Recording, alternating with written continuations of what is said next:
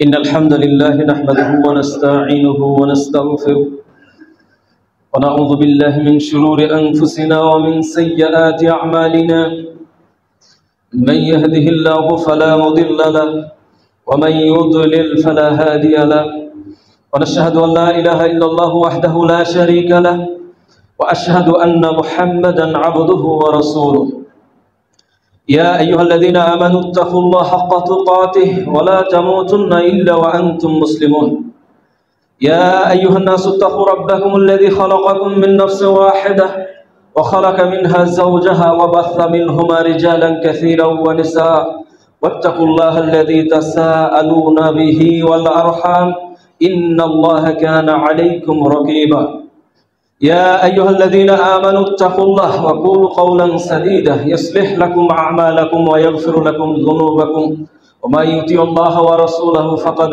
فاز فوزا عظيما الذي أرسله بالحق بشيرا ونذيرا وداعيا إلى الله بإذنه وسراجا منيرا فقد قال الله تعالى في كلامه المجيد والفرقانه الحميد أعوذ بالله من الشيطان الرجيم بسم الله الرحمن الرحيم إن الله وملائكته يصلون على النبي يا أيها الذين آمنوا صلوا عليه وسلموا تسليما আল্লাহ পাকের দরবারে লাখো কোটি শুকরিয়া আদায় করি যে মহান আল্লাহ সুবহানাহু ওয়া তাআলা আজকে আমাদেরকে আবারও এক সপ্তাহ পরে জুমার নামাজ আদায়ের উদ্দেশ্যে পবিত্র মসজিদে উপস্থিত হওয়ার সুযোগ করে দিয়েছেন।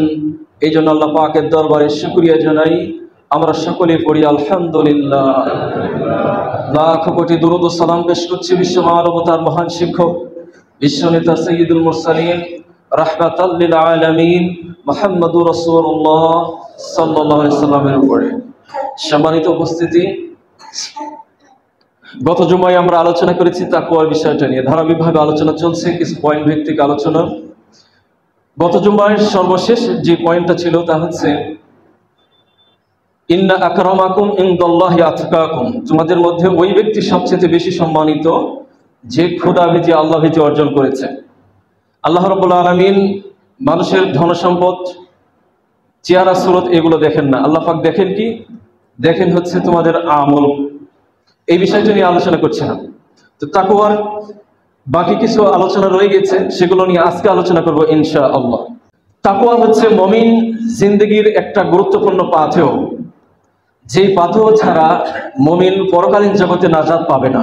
এই বিষয়ে আল্লাহ রাব্বুল আলামিন কোরআনে কারীমের মধ্যে উল্লেখ করে দিয়েছেন সূরা আরাফের মধ্যে। তোমরা পাথেয় সংগ্রহ করো, আর সর্বোত্তম সর্বশ্রেষ্ঠ পাথেয় হচ্ছে তাকওয়া। তাজাওয়াদু, তোমরা পাথেয় গ্রহণ করো। তবে মনে রেখো ফাইন্না খায়রা যাদিত তাকওয়া, সর্বোত্তম পাথেয় হচ্ছে তাকওয়া, যেই তাকওয়া কবর পর্যন্ত তোমাকে পৌঁছে দিবে। কবর পর্যন্ত যদি তাকওয়া অর্জন করতে পারো, তাহলে এই তাকওয়াই তোমাকে পরকালীন জগতে মুক্তি দান করবে। মুত্তাকির আরেকটি গুরুত্বপূর্ণ ফায়দা বা উপকার যেটাই বলেন তা হচ্ছে মুত্তাকিরাই হেদায়েত গ্রহণ করতে পারে। মুত্তাকি ছাড়া অন্য কেউ কোরআন থেকে হেদায়েত গ্রহণ করতে পারে না। এই কথাটাই আল্লাহ পাক সূরা বাকারার 2 নম্বর আয়াতের মধ্যে বলেছেন, যালিকাল কিতাব লা রাইবা ফি হুদাল লিল মুত্তাকিন। এটা এমন একখানা কিতাব যেখানে ভুলের সামান্যতম লেশ নেই। এটা এমন একখানা কিতাব যে কিতাবের মধ্যে সামান্যটুকুও ভুলের লেশ নেই। এটা মুত্তাকিদের জন্যই কেবলমাত্র হেদায়েত। মুত্তাকি বান্দা ছাড়া এখান থেকে হেদায়েত কেউ নিতে পারে না। পৃথিবীতে দেখবেন যে অসংখ্য কিতাব রয়েছে, কোন কিতাব নকল করা, সিরিয়াল বাই সিরিয়াল নকল করে চলে এসেছে। আবার কিছু কিতাব রয়েছে মানুষ তাদের মন মস্তিষ্ক প্রসূত জ্ঞান দিয়ে লেখে, চিন্তা ভাবনার থেকে লেখে। যখনই চিন্তা ভাবনার থেকে যখন কোনো কিতাব লেখা হয়, তখন সেখানে অসংখ্য কাল্পনিক জিনিসগুলো ঢুকে যায়, ভুল ভ্রান্তিগুলো ঢুকে যায়। এই জন্য দেখবেন যে কিতাব যারা লেখে শুরুতেই বলে যে ভুল ভ্রান্তি যদি থাকে তাহলে নোট করলে পরবর্তী সংস্করণে এটা সংশোধন করা হবে। এটা লেখে না, কিতাবের শুরুতেই দেখবেন যে লিখে রাখে। কিন্তু আল্লাহ রাব্বুল আলামিন প্রথমেই গ্যারান্টি দিচ্ছে, যালিকাল কিতাব, এটা এমন একখানা কিতাব লা রাইবা ফি, ভুলের সামান্যটুকু লেশ মাত্র এখানে নেই। হুদাল লিল মুত্তাকিন, এটা মুত্তাকিনদের জন্য হেদায়েত। এই কোরআন থেকে হেদায়েত সবাই নিতে পারে না। কিতাব কোরআন তো সবাই পড়ে, হেদায়েত কয়জনই পায়? হালাল হারাম নির্ণয় করা, কোনটা সঠিক কোনটা বেঠিক, কোন পথে চললে ভালো হবে, কোন পথে চললে মন্দ হবে, এই সমস্ত পুঙ্খানুপুঙ্খ বিষয়গুলো মুত্তাকিরাই কেবলমাত্র এখান থেকে নিতে পারে। এই জন্য যারা প্রবৃত্তির চাহিদা অনুসারে চলে, হাওয়ার উপরে যারা চলে, এই সমস্ত ব্যক্তিরা যদি কোরআন রিসার্চ করে গবেষণা করে এই কোরআন থেকে কিছুই পাবে না, সামনে সব কিছুকে অন্ধকার মনে হবে। আর মুত্তাকি বান্দা যারা, তারা এই কোরআন থেকে সঠিক তথ্য উদ্ঘাটন করে বাস্তব জীবনে তারা বাস্তবায়ন করতে পারে। এই জন্য আল্লাহ পাক বলছেন হুদাল লিল মুত্তাকিন, এটা মুত্তাকিনদের জন্য হেদায়েত এই কিতাব। মুত্তাকির আরেকটি গুরুত্বপূর্ণ বৈশিষ্ট্য হচ্ছে, মুত্তাকিরাই হচ্ছে আল্লাহ রাব্বুল আলামিনের ওলি। ওলি কাকে বলে? ওলি মানে বন্ধু। আল্লাহ পাক বলছেন আল্লাহু ওয়ালিয়ুল মুত্তাকিন, আল্লাহ পাক হচ্ছেন মুত্তাকিনদের ওলি। আল্লাহ পাক কোরআনের অন্য আয়াতের মধ্যে বলেছেন আলা আউলিয়াহু ইল্লাল মুত্তাকুন, মুত্তাকিনদের ছাড়া। এই আয়াতটা নাজিল হয়েছে কাবা গৃহকে মুশরিকরা দখল করে নিয়েছিল, মুশরিকদের হাতে ছিল কাবার চাবি, কাবার দায়-দায়িত্ব সব মুশরিকদের উপরে ছিল। কিন্তু আল্লাহ রাব্বুল আলামিন তাদের কাছ থেকে এই ক্ষমতাটাকে ছিনিয়ে নিয়ে মুত্তাকিনদের কাছে দিতে যাচ্ছেন। এই জন্য বলছেন আলা আউলিয়াহু ইল্লাল মুত্তাকুন, মুত্তাকিন ব্যক্তি ছাড়া এই কাবার দায়িত্ব কেউ নিতে পারে না। অন্য আয়াতের মধ্যে আল্লাহ রাব্বুল আলামিন বলছেন ইন্না আউলিয়া আল্লাহি লা খাউফুন আলাইহিম ওয়া লা হুম ইয়াহজানুন, যারা আল্লাহ পাকের বন্ধু, মুত্তাকিরা হচ্ছে আল্লাহ পাকের বন্ধু, আর এই সমস্ত বন্ধুদের জন্য পৃথিবীতে কোনো ভয় নাই, কোনো চিন্তাও নাই, কোনো টেনশনও নাই। আল্লাহ রাব্বুল আলামিন কোরআনে কারিমের মধ্যে অন্যত্র বলেছেন ফামানিত্তাকা ওয়াসলাহা ফালা খাউফুন আলাইহিম ওয়া লা হুম ইয়াহজানুন, যারা খোদাভীতি, আল্লাহ ভীতি অর্জন করেছে, নিজেদের কর্মপন্থাকে সংশোধন করে নিয়েছে, তাদের জন্য এই পৃথিবীতে কোনো ভয়ও নাই, কোনো চিন্তাও নেই। আল্লাহ পাক গ্যারান্টি দিয়েছে মুত্তাকিদ ব্যক্তিদের জন্য কোনো ভয় নাই, কোনো চিন্তা নাই, কোনো টেনশন তাকে কাজ করবে না। এটা মুত্তাকিদের বৈশিষ্ট্য। মুত্তাকিদের আরেকটি গুরুত্বপূর্ণ বৈশিষ্ট্য হচ্ছে এই কল্যাণের সকল দরজা তাদের জন্য উন্মুক্ত। কিভাবে? আল্লাহ রাব্বুল আলামিন এই কথাটাই কোরআন কারীমের মধ্যে বলেছেন। রাসূল কারীম সাল্লাল্লাহু আলাইহি সাল্লামকে প্রশ্ন করা হয়েছে, হে আল্লাহর রাসূল আমাদেরকে নসিহত করুন। রাসূল সাল্লাল্লাহু আলাইহি বলছেন আলাইকা বিত্তাকওয়াল্লাহ, তোমার উপরে ফরজ ওয়াজিব হচ্ছে তুমি আল্লাহ ভীতি অর্জন করো, খোদা ভীতি অর্জন করো। কারণ ফাইন্নাহা জামাআ কুল্লি খাইর, কারণ এই মুত্তাকি ইত্তেকা, খোদা ভীতি হচ্ছে সকল কল্যাণের দরজা। মুত্তাকিদের আরেকটি গুরুত্বপূর্ণ বৈশিষ্ট্য হচ্ছে এই মুত্তাকিদের সামনে আল্লাহ রাব্বুল আলামিন তার জান্নাতকে তুলে ধরবেন। হাসরের ময়দান যখন অনুষ্ঠিত হবে, হাসরের ময়দান, ওই সময় কি মানুষ সুখে আনন্দে থাকবে? হাসরের ময়দান কঠিন একটা অবস্থা। মানুষ বছরের পর বছর সেখানে দাঁড়িয়ে থাকবে। হাসরের ময়দান এমন একটি পরিস্থিতি সেখানে বিরাজ করবে যে সেখানে মানুষ ভয়ে ভীত থাকবে, না জানি কি জানি হয়, একটা আতঙ্ক মানুষের মধ্যে বিরাজ করবে। সেখানে মুত্তাকি হোক, ইমানদার হোক, পরেজগার হোক, নবী রাসূলরা হোক, সবাই সেদিন ভয়ে ভীত থাকবে। এমন একটি পরিস্থিতি সেদিন বিরাজ করবে হাসরের ময়দান। এমনকি নবী রাসূলরা সেদিন নাফসি নাফসি বলতে থাকবে। সুবহানাল্লাহ। হাসরের মাঠ অত্যন্ত কঠিন একটা জায়গা, না জানি কি হয়, না জানি কি হয়। মানুষ সেখানে দাঁড়িয়ে থাকতে থাকতে পেরেশান বোধ করবে। কিয়ামত হয়ে যাক, হোক জাহান্নাম, জাহান্নামে যেতে রাজি আছে, তারপর কিয়ামতটা হয়ে যায়, মানে বিচার কার্যটা হয়ে যায়, এমন একটা পরিস্থিতি সেখানে বিরাজ করবে। চতুর্দিকে অশান্তি, বড় বড় আওয়াজ, মনে হবে যেন কানতলা ফেটে যাচ্ছে। মানুষের মাঝে একটা আতঙ্ক। সেদিন গর্ভবতী নারী তার সন্তান প্রসব করে দিবে ভয়ে, ছোট্ট শিশু বাচ্চা ভয়ে বিদ্ধ হয়ে যাবে। সেদিন পিতা তার সন্তানকে চিনতে পারবে না, মা তার সন্তানকে চিনতে পারবে না। পৃথিবীতে সবচেয়ে আদরের যে মানুষগুলো এই পৃথিবীতে, তারা সেদিন বিচ্ছিন্ন হয়ে চলে যাবে। সেদিন কেউ কাউকে চিনবে না। সেদিন সূর্য মাথার উপরে আসবে। কেমন মাথার উপরে আসবে? এখন বর্তমানে সূর্য, এই পৃথিবী থেকে সূর্য কত কোটি দূরে জানেন? 15 কোটি কিলোমিটার দূরে। এই সূর্য মাথার কাছে চলে আসবে। মানুষের শরীরের ঘামে সেদিন মানুষ সাঁতার কাটবে। এমনি একটা বিভীষিকাময় অবস্থা বিরাজ করবে হাসরের মাঠ।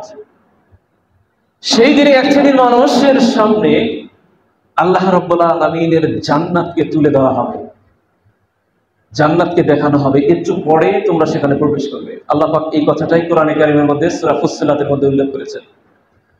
উজলিফাতিল জান্নাতু লিল মুত্তাকিন, জান্নাত সেদিন এই মুত্তাকি বান্দাদের সামনে তুলে ধরা হবে। এই মুত্তাকিদের সামনে জান্নাত তুলে ধরা হবে যে একটু সবর করো, একটু ধৈর্য করো, সামনেই তোমাদের সামনে জান্নাত চলে আসতেছে ইনশাআল্লাহ। এটা হচ্ছে মুত্তাকি ব্যক্তিদের অবস্থা হবে এখানে। এই মুত্তাকি ব্যক্তিদেরকে আল্লাহ রাব্বুল আলামিন পৃথিবীর সমস্ত গজব থেকে রক্ষা করবেন, বিপদ বালা মুসিবত থেকে রক্ষা করবেন। আল্লাহ রাব্বুল আলামিন এই কথাটাই কোরআনে কারীমের মধ্যে বলেছেন, ওয়ানাজ্জাইনা আল্লাযীনা আমানু ওয়া কানু ইয়াত্তাকুন। আমি তাদেরকে রক্ষা করব, কারণ হচ্ছে তারা ঈমানদার, তারা মুত্তাকিদেরকে আল্লাহ রাব্বুল আলামিন রক্ষা করবেন। আল্লাহ রাব্বুল আলামিন এই আয়াতটি নাযিল হয়েছে আদ সামুদ জাতির কাছে নবী রাসূল প্রেরণ করেছেন। আদ জাতির কাছে হযরত হুদ আলাইহিস সালামকে প্রেরণ করেছেন। সামুদ জাতির কাছে নবী সালেহ আলাইহিস সালামকে প্রেরণ করেছেন। তারা শিরকে লিপ্ত ছিল, মূর্তি পূজায় লিপ্ত ছিল। হুদ আলাইহিস সালাম তাদের কাছে এসে বলেছেন, আনে আবুদুল্লাহ, তোমরা এক আল্লাহর ইবাদত করো। তারা ইবাদত করেনি। আদ জাতির ইতিহাসে আমরা জানি পৃথিবীতে সবচেয়ে দুর্ধর্ষ জাতি যারা ছিল, বিশাল দেহের অধিকারী ছিল তারা। তাদের ছিল অহংকার, অর্থ সম্পদের অহংকার ছিল। এই জাতির কাছে আল্লাহ পাক হযরত হুদ আলাইহিস সালামকে পাঠিয়েছেন। তিনি যখন তাওহীদের একত্ববাদের দাওয়াত দিয়েছেন, তারা সেটাকে গ্রাহ্য করেনি, সেটাকে মেনে নেয়নি। বরং যারা ঈমান এনেছে তাদের উপর অত্যাচার করেছে, নির্যাতন করেছে, এমনকি নবীকে নিয়ে তারা ঠাট্টা বিদ্রূপ করা শুরু করেছে। আল্লাহ রাব্বুল আলামিন তাদের এই অত্যাচারে অতিষ্ঠ হয়ে তার নবীর উপরে অত্যাচার করার কারণে ওই জাতিকে আল্লাহ রাব্বুল আলামিন ধ্বংস করে দিয়েছেন। কিভাবে ধ্বংস করে দিয়েছেন?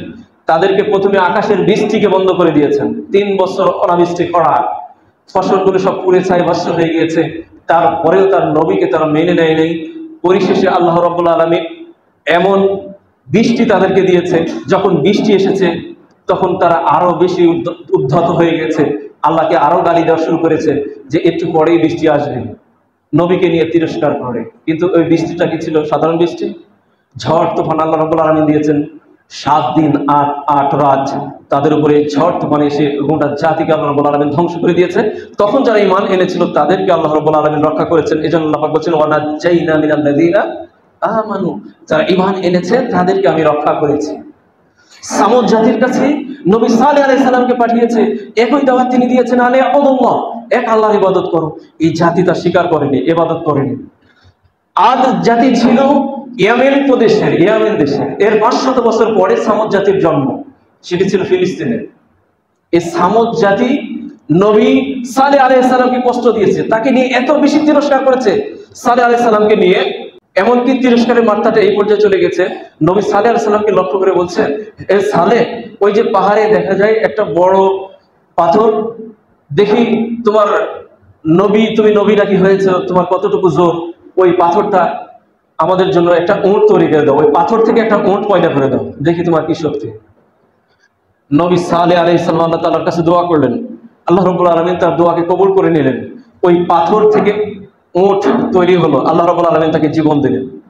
নবী সালেহ বলে দিলেন যে এই উটকে কখনো অসম্মান করবে না, তাকে সম্মান দেবে, তাকে হত্যা করবে না। কিন্তু এই জাতি বলল কি যে আমরা সকাল সন্ধ্যায় উট জবাই করি, কোনো সমস্যা হয় না, আর তুমি কোথা থেকে কি কথা বলো, এই উটকে জবাই করলে, হত্যা করলে কি হবে? তারা উটের পাকে কেটে দিল, এক পর্যায়ে উটটা মারা গেল। আল্লাহ রাব্বুল আলামিন অসন্তুষ্ট হলেন, এই জাতির চেহারাকে বিকৃত করে দিলেন। প্রথমে তাদের চেহারা বিকৃত হয়ে গেল, তাদের সবুজ বর্ণ ধারণ করলো, হলুদ বর্ণ ধারণ করলো তাদের শরীরটা, এরপরে লাল বর্ণ ধারণ করলো তাদের দেহ, এরপরে তাদের দেহটা কালো হয়ে গেল। এরপরে আল্লাহ রাব্বুল আলামিন এমনই ভূমিকম্প দিয়েছেন যে ভূমিকম্পের কবলে পড়ে তারা জমিনে গড়াগড়ি দেয়, আর তাদের বুকটা ফেটে তারা ইন্তেকাল করে, মারা যায়। এইভাবে করে আল্লাহ রাব্বুল আলামিন এই অবাধ্যচারী জাতিদেরকে ধ্বংস করেছে। তো এই যে আল্লাহ রাব্বুল আলামিন এই জাতিকে ধ্বংস করেছে, আযাব এবং গজব জমিনে এসেছে। এই আযাব এবং গজবের সিলসিলা, এই দরজাটা কি বন্ধ হয়ে গেছে? বলেন, বন্ধ হয়েছে? এখনো চালু আছে, কিন্তু সাবধান। মাঝে মধ্যে আমরা দেখতে পাই না সুনামি? দেখতে পাই। এই যে আমাদের দেশে দেখেন বন্যায় এসে কত মানুষের ক্ষতি করে যায় না, এগুলো কি আপনি কি মনে করেন? এটা কি রহমত না গজব? গজব। হাদিসের মধ্যে এসেছে, রাসূল কারীম সাল্লাল্লাহু আলাইহি সাল্লাম বলেছেন 5টা কুকর্ম রয়েছে, 5টা অপরাধ রয়েছে, মানুষ যদি এই 5টা কাজ যদি করে তাহলে তার জন্য গজব রয়েছে। তার মধ্যে এক নম্বর হচ্ছে জমিনে যখন অশ্লীলতা ছেয়ে যাবে, অশ্লীলতা জেনা ব্যভিচার যখন প্রকাশ্যে শুরু হয়ে যাবে, তখন আল্লাহ রাব্বুল আলামিন এমন সব গজব নাজিল করবেন যে গজব অতীতের কোন জাতিকে আল্লাহ রাব্বুল আলামিন দেন নাই। দেখেন আজকে যদি আপনি হসপিটালগুলোতে যান, মানুষের রোগ ব্যাধি দেখেন কি পরিমাণ বেড়ে গিয়েছে। হসপিটালে যাবেন, মানুষ সেখানে হুমড়ি খেয়ে পড়েছে, তাই না? মনে হবে যেন বাংলাদেশের মানুষ সব হসপিটাল। এগুলোর কিসের ফসল আমাদের উপরে বলেন? জেনা ব্যভিচার ছাড়িয়ে গেছে সর্বত্র, অশ্লীলতা বেহায়াপনা আমাদের সমাজে। 2 নম্বর হচ্ছে যদি কোনো জাতি ওজনে কম দেয়, ওজনে পরিমাপে যদি কম দেয়, তাহলে তার শাস্তি হচ্ছে, গজব হচ্ছে, আল্লাহ রাব্বুল আলামিন দুর্ভিক্ষ দিবেন এবং এমন প্রশাসক দিবেন, এমন জালেম প্রশাসক দিবেন, ওই জালেম শাসক তাদের উপরে কর্তৃত্ব করবে। 2 নম্বর। 3 নম্বর হচ্ছে কোন জাতি যদি যাকাত না দেয়, তাহলে তাদের উপরে গজব হিসাবে আল্লাহ রাব্বুল আলামিন আকাশের বৃষ্টিকে বন্ধ করে দেবেন। 4 নম্বর হচ্ছে যারা আল্লাহ এবং রাসূলের নাফরমানি করবে, তাহলে অমুসলিম জাতিকে আল্লাহ রাব্বুল আলামিন এই মুসলিম জাতির উপর শাসক করে দিবেন, তাদের কর্তৃত্বে আমাদেরকে চলতে হবে। বাংলাদেশ মুসলিম রাষ্ট্র, তার চতুর্পাশে কারা একটু লক্ষ্য করে দেখেন। 5 নম্বর হচ্ছে যারা আল্লাহ রাব্বুল আলামিনের নাজিলকৃত বিধান দিয়ে বিচার ফয়সালা করবে না, তাদের ব্যক্তি জীবন থেকে শুরু করে সামাজিক জীবন থেকে শুরু করে রাষ্ট্রীয় জীবনে বিশৃঙ্খলা সৃষ্টি হবে। খুন খারাপি, একে অপরকে হত্যা, এটা একেবারে ছেয়ে যাবে সমাজে। আপনি এই হাদিসের দিকে লক্ষ্য রাখেন আর বাস্তব ময়দানের দিকে লক্ষ্য করেন, হাদিসের সাথে মিল আছে কিনা একটু আপনারা বাস্তব ময়দানে একটু যাচাই বাছাই করে দেখেন। আজকে হত্যা খুন খারাপি কিভাবে আমাদের সমাজে বিস্তার লাভ করেছে, অথচ আল্লাহ রাব্বুল আলামিন সূরা নিসার মধ্যে বলেছেন ওমাইয়াকতুল মুমিনান মুতাআম্মিদান ফাজাযাউহু জাহান্নাম খালিদান ফিহা ওয়া গাদাবা আলাইহি ওয়া লা'নাহু ওয়া আ'আদ্দা লাহু আযাবান আযীমা। যে ব্যক্তি কোনো মুমিনকে হত্যা করবে ইচ্ছাকৃতভাবে, কোনো মুমিনকে যে কোনো ব্যক্তি হত্যা করবে তার স্থান হচ্ছে জাহান্নাম। একজন মুমিন আরেকজন মুমিনকে যদি হত্যা করে তার জন্য 5টা শাস্তি আল্লাহ রাব্বুল আলামিন নির্ধারণ করে দিয়েছেন। একটা হচ্ছে সে জাহান্নামে যাবে, 2 নম্বর হচ্ছে জাহান্নামে সে চিরস্থায়ী হবে, 3 নম্বর হচ্ছে আল্লাহ রাব্বুল আলামিন তার উপর রাগান্বিত হবে, 4 নম্বর হচ্ছে আল্লাহ রাব্বুল আলামিন তাকে লানত বসিত হবে, আল্লাহর লানত তার উপর পতিত হবে, 5 নম্বর হচ্ছে তার উপরে আল্লাহ রাব্বুল আলামিন এমন কঠিন শাস্তি কিয়ামতের ময়দানে দান করবেন, কঠিন শাস্তি দান করবেন। তাহলে এটা মানুষ হত্যার শাস্তি।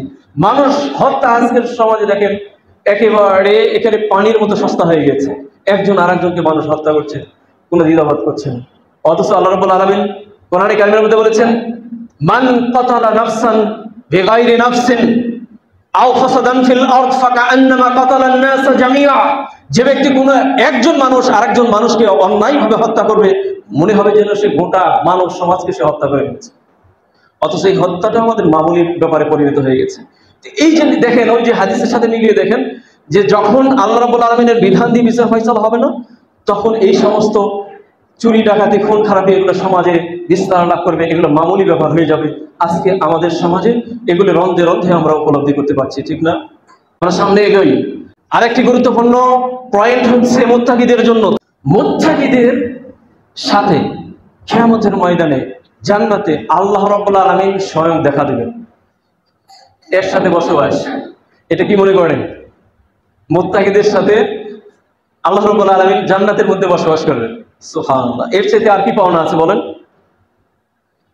আল্লাহ রাব্বুল আলামিন বলছেন ইন্না লিল মুত্তাকিনা ফি জান্নাতিন ওয়া নাহারিন। মুত্তাকিরা জান্নাতে প্রবেশ করবে, সেখানে থাকবে নদী প্রবাহিত থাকবে। এরপরে কি থাকবে? ফি মাকআদি সিদিকিন, সুউচ্চ মাকামে সে বসে থাকবে, হিলান দিয়ে বসে থাকবে, সুউচ্চ মাকাম, সম্মানিত আসনে মুত্তাকি বান্দারা জান্নাতের মধ্যে বসে থাকবে।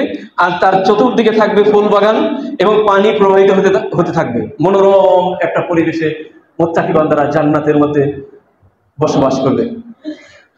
ইনদা মালিকিল মুক্তাদির, মহান স্রষ্টা আল্লাহ রাব্বুল আলামিনের সামনে, বলেন মহান আল্লাহ রাব্বুল আলামিনের সামনে মুত্তাকি বান্দারা জান্নাতের মধ্যে সুউচ্চ আসনে, যে আসনের চতুর্দিকে মনোরম পরিবেশ, বাগান, নদী প্রবাহিত হবে, সেই আসনে মুত্তাকি বান্দারা বসে থাকবে। সুবহানাল্লাহ।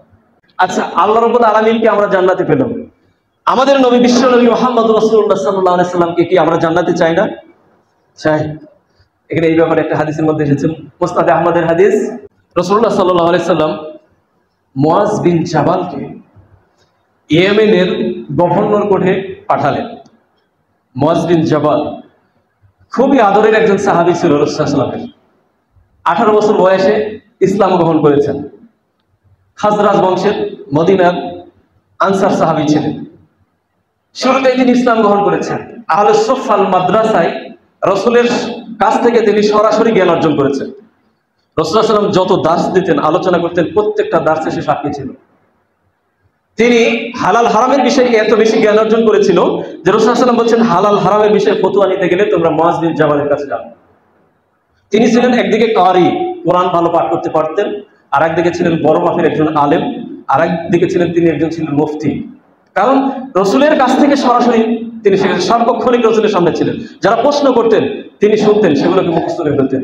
আরো একটা গুরুত্বপূর্ণ বিষয় হচ্ছে যে তিনি কাতেবে ওহী ছিলেন। 6 জন প্রসিদ্ধ লেখক ছিল, কোরআনের লেখক ছিল, যখন ওহী নাজিল হচ্ছিল তখন লিখতো, তার মধ্যে তিনি ছিলেন একজন। এই মুআজ বিন জাবালকে রাসূলুল্লাহ সাল্লাল্লাহু আলাইহি ওয়াসাল্লাম বলছেন, ইয়া মুআজ বিন জাবাল আনা উহিব্বুক, আমি তোমাকে ভালোবাসি মুআজ। রাসূল যদি কোনো ব্যক্তিকে বলে আমি তোমাকে ভালোবাসি, বলেন তার সৌভাগ্য কত। এছাড়া আরো কি বলছে রাসূলুল্লাহ সাল্লাল্লাহু আলাইহি ওয়াসাল্লাম? মুসনাদে আহমদের হাদিসের মধ্যে এসেছে, রাসূলুল্লাহ সাল্লাল্লাহু আলাইহি ওয়াসাল্লাম বলেছেন, কিয়ামতের ময়দানে এই মুআজ তার লম্বা পা বিশিষ্ট হয়ে জান্নাতের দিকে প্রবেশ করবে। এই মুআজ সম্পর্কে রাসূলুল্লাহ সাল্লাল্লাহু আলাইহি ওয়াসাল্লাম বলেছেন, নি'মার রাজুলু মুআজ বিন জাবাল, সর্বোত্তম ব্যক্তি হচ্ছে মুআজ বিন জাবাল। এতগুলো সার্টিফিকেট রাসূলুল্লাহ সাল্লাল্লাহু আলাইহি ওয়াসাল্লাম মুআজ বিন জাবালকে দিয়েছেন। মুআজ বিন জাবালকে রাসূলুল্লাহ সাল্লাল্লাহু আলাইহি ওয়াসাল্লাম ঘোড়ার পিঠে বসিয়ে দিয়েছেন, আর রাসূল সাল্লাল্লাহু আলাইহি ওয়াসাল্লাম ঘোড়ার লাগাম ধরে হেঁটে যাচ্ছে। কি মনে করেন? বিশ্ব নবী মুহাম্মদ রাসূলুল্লাহ সাল্লাল্লাহু আলাইহি ওয়াসাল্লাম হেঁটে যাচ্ছেন, আর মুআজ বিন জাবালকে উঠিয়ে দিয়েছেন ঘোড়ার পিঠে। মুআজ বিন জাবাল রাসূলুল্লাহ সাল্লাল্লাহু আলাইহি ওয়াসাল্লামের কপালে চুমু খেলেন, হাতে চুমু খেলেন, যাচ্ছে, রাস্তা দিয়ে যাচ্ছে। যেতে যেতে রাসূল সাল্লাল্লাহু আলাইহি ওয়াসাল্লাম কিছু নসিহত তাকে করেছেন, কিছু আদেশ করেছেন।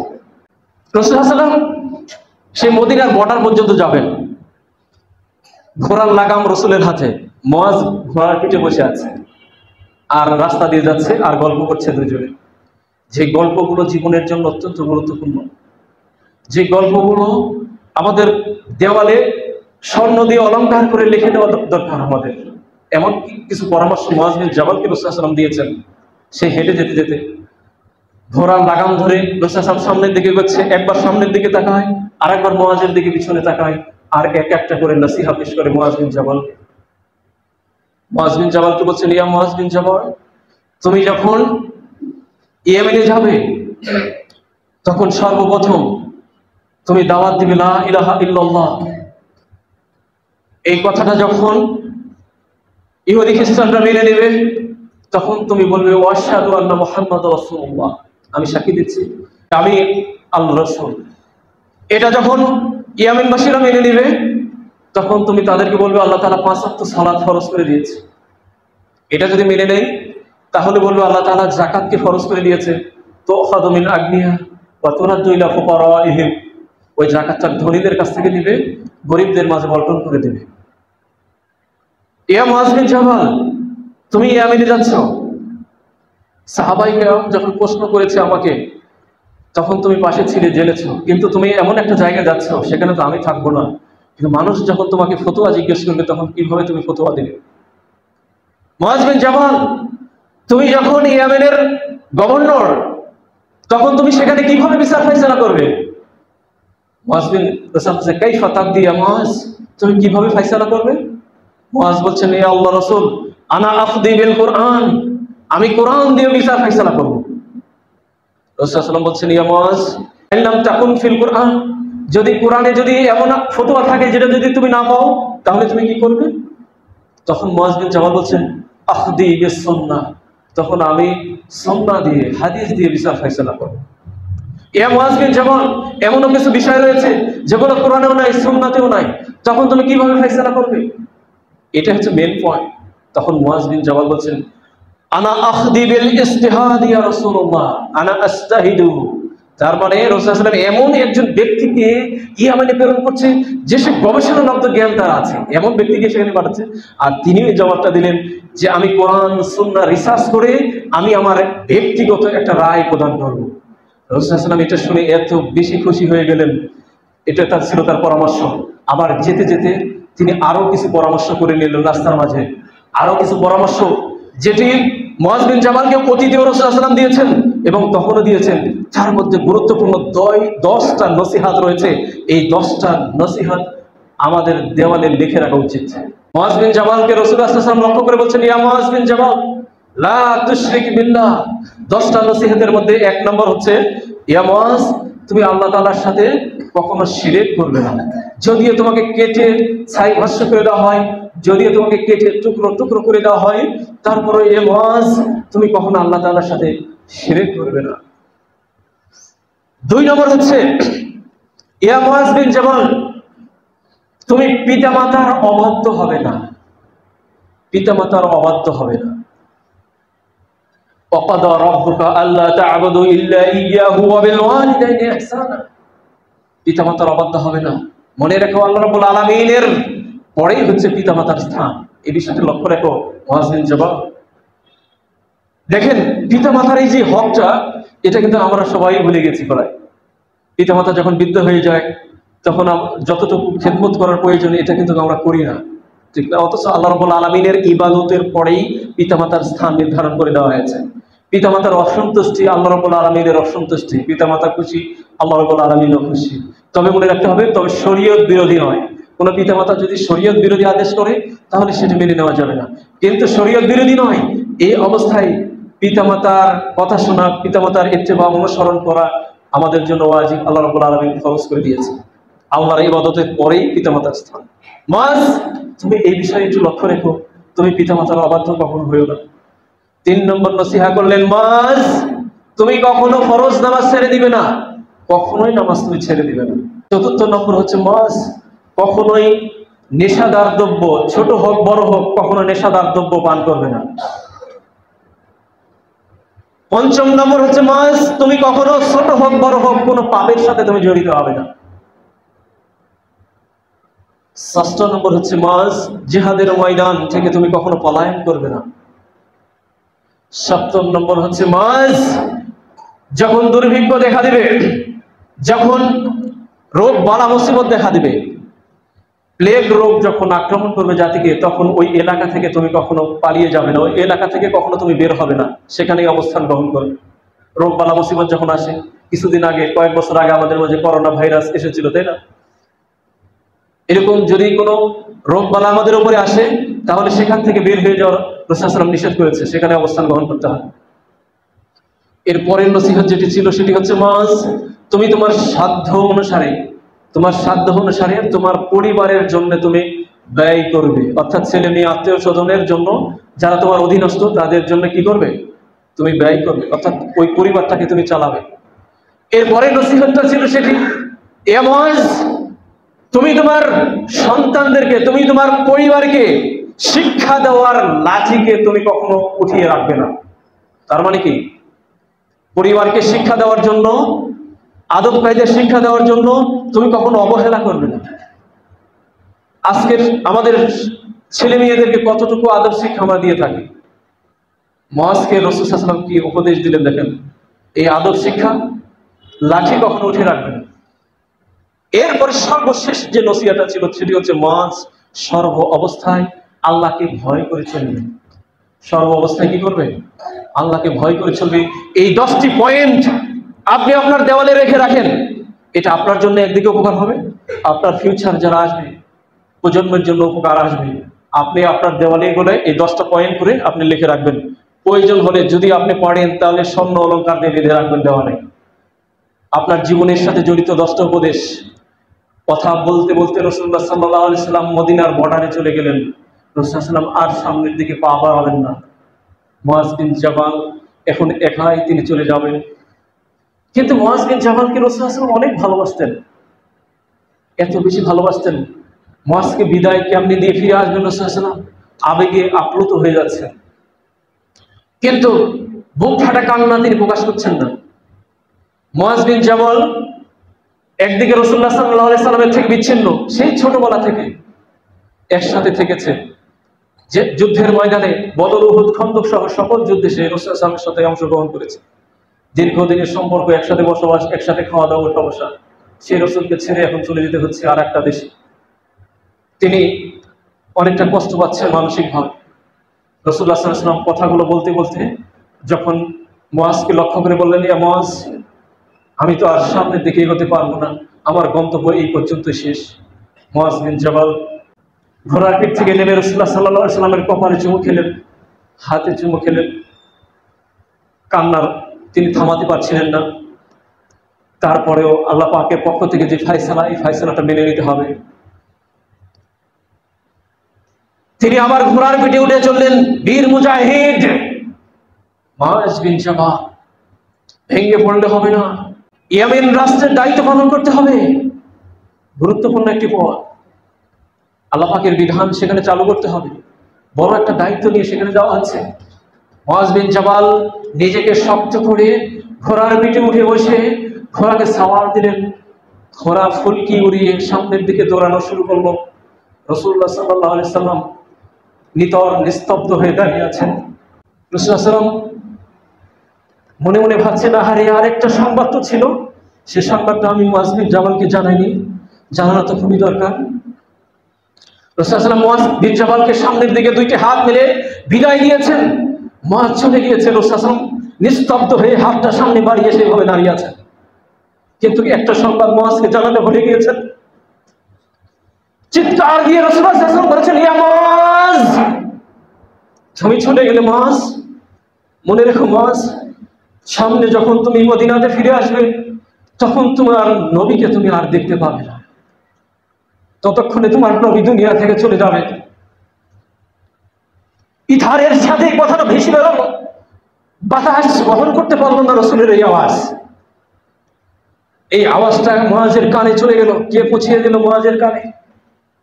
মুআজ ঘোড়ার পিঠ থেকে নামলেন, চিৎকার দিয়ে কান্না করলেন। আবার ঘোড়ার পিঠে উঠে বসে রাসূলুল্লাহ সাল্লাল্লাহু আলাইহি সাল্লামের কাছে দেখা করলেন। রাসূলুল্লাহ সাল্লাল্লাহু বলছেন, মুআজ, এই বছরের পরে তোমার সাথে আর দেখা হবে না। ওই যে মদিনা মুআজ, ওই মদিনাতে তুমি আসবে, তোমার নবীকে সেখানে দেখবে না।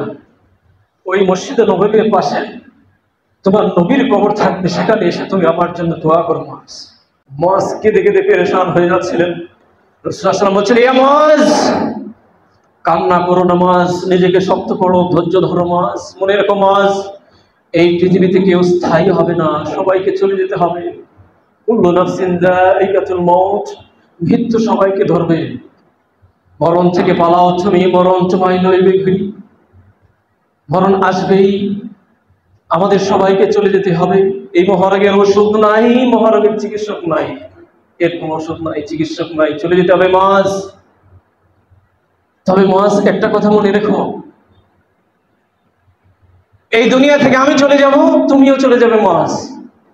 তবে জান্নাতের মধ্যে যদি তুমি আমার সাথে বসবাস করতে চাও, আমার সাথে দেখা করতে চাও, তাহলে মুআজ ইত্তাকুল্লাহ।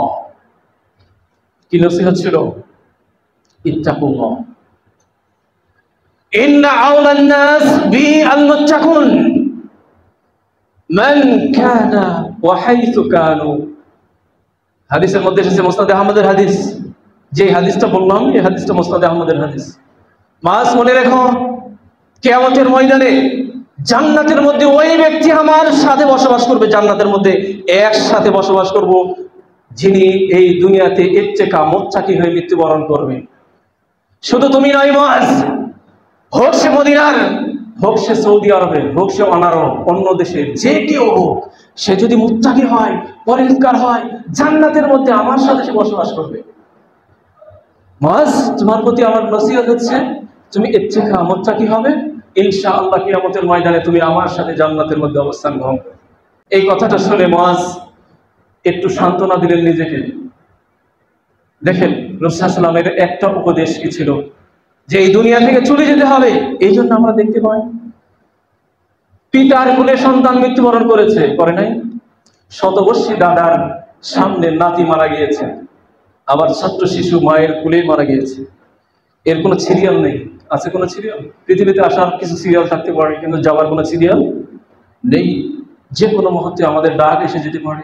মুত্তাকির বৈশিষ্ট্য হচ্ছে মুত্তাকি সর্ব অবস্থায় প্রস্তুতি থাকবে রবের সামনে দাঁড়ানোর ব্যাপারে। সর্বক্ষেত্রে প্রস্তুতি থাকবে, সে নিজেকে হিসাব করে চলবে। মনে রাখবেন, আপনি পাপ কাজ করছেন, বলছেন যে একটু পরে আমি তওবা করব, পারবেন না। মৃত্যু এসে আপনাকে ধরবে, আপনার ওই তওবাটা আর নসিবে জুটবে না, তওবাটা করার সুযোগই পাবেন না। মুআযের প্রতি যে উপদেশগুলো ছিল, এই উপদেশগুলো আপনি লিখে রাখবেন। এটা জীবনের জন্য খুবই গুরুত্বপূর্ণ। এটা প্রত্যেকটা ব্যক্তির জন্য এটা খুবই জরুরি। আর মুত্তাকি হওয়ার যে কতটা গুরুত্বপূর্ণ এটা আমরা উপলব্ধি করব। আর মুত্তাকি হয়ে আমরা দুনিয়া থেকে বিদায় নিব। আল্লাহ রাব্বুল আলামিন আমাদেরকে তৌফিক দান করুক। আখিরু কাওলি হাযা আস্তাগফিরুল্লাহ লি ওয়া লাকুম ওয়া লিসাইরিল মুসলিমিনা ওয়াল মুসলিমাত ফাস্তাগফিরুহু ইন্নাহু হুয়াল গফুরুর রহিম।